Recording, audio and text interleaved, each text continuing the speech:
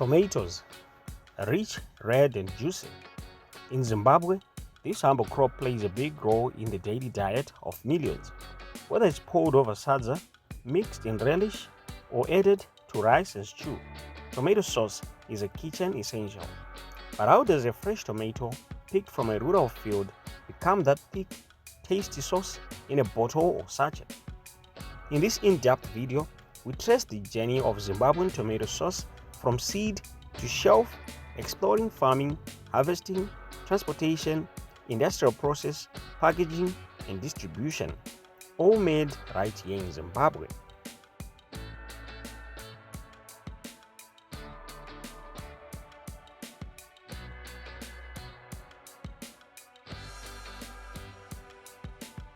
Tomato farming in Zimbabwe is mostly driven by smallholder farmers. In districts like Mutoko, Uzumba Marambapfungwe, Wonde Valley, and Masvingo, families plant tomatoes for both food and income. Most tomatoes are grown using open field methods, though some commercial and urban farmers now use greenhouses to improve the yield. It all starts with seedlings. Farmers prefer nursery beds where seeds are germinated and nurtured for about 4 weeks. Then they transplant them into the fields during the early morning or late afternoon to reduce plant shock. In many rural areas, farmers use organic fertilizers like cattle manure or compost, though some use chemical fertilizers like compound C and ammonium nitrate for better results. Without access to reliable irrigation, many tomato farmers depend on seasonal rains. This makes tomato production risky and highly vulnerable to droughts or heavy rains, both of which can damage crops.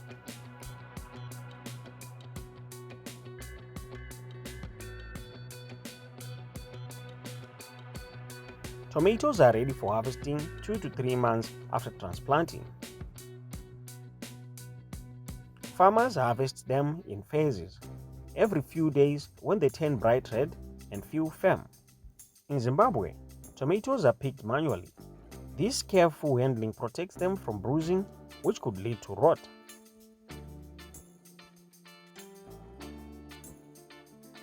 But this is where challenges begin. Many farmers use plastic sacks, which crush tomatoes at the bottom. Others lack shade, cold storage, or basic packing materials. As a result, post-harvest losses can reach up to 40%. Once harvested, tomatoes must reach processing plants quickly, ideally within 12 hours, to maintain freshness. But in rural areas, transport is a major hurdle. Many farmers rely on hired pickups or even donkey carts to reach collection points or markets. From there, tomatoes are delivered to local processors like Olivin Industries, Kane's Food, or small independent canneries that specialize in sauces, pastes, and purees. At the factory, tomatoes are weighed, recorded, and moved onto sorting lines. Here, workers inspect each batch to remove any that are overripe, green, or infected with rot.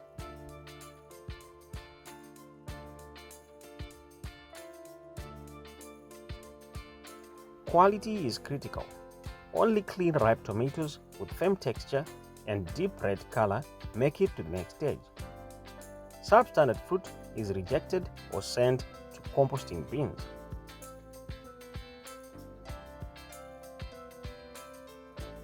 After sorting, the tomatoes are thoroughly cleaned in chlorinated water tanks or highly pressure washing systems. This removes soil, pesticide residues, and microorganisms. Food safety is vital, especially when producing for both domestic and export markets. Some industries in Zimbabwe now follow hazard analysis and critical control points and ISO 22000 standards. The clean tomatoes are now ready for pre-processing. They are sent through steam blanchers or hot water tanks for a few minutes. This loosens the skin for easy peeling.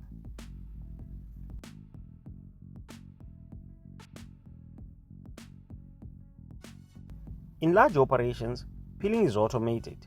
In smaller plants, it's done manually, especially in cooperatives or agro SMEs.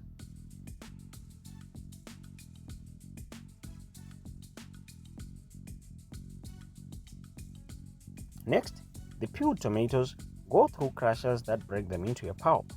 This is filtered through fine sieves to remove seeds and fiber, resulting in a smooth tomato puree.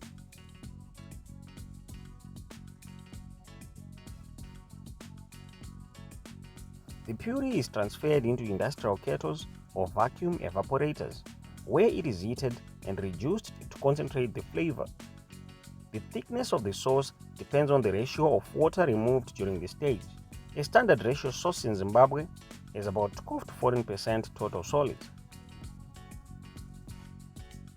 To enhance taste, manufacturers add salt, sugar, vinegar, sunflower oil, garlic and onion powder, spices like black pepper and paprika. Each batch of sauce is tasted in a food laboratory. Key parameters include pH level, which is around 4.2 for safety, sugar content, also known as Brix, viscosity, color, and microbial load. Once cleared, the sauce is pasteurized to destroy bacteria and enzymes, extending shelf life to 12 to 18 months. The hot tomato sauce is now ready to be bottled. Packing options in Zimbabwe include glass bottles, plastic Swiss bottles, low-cost sachets, especially for rural and low-income markets.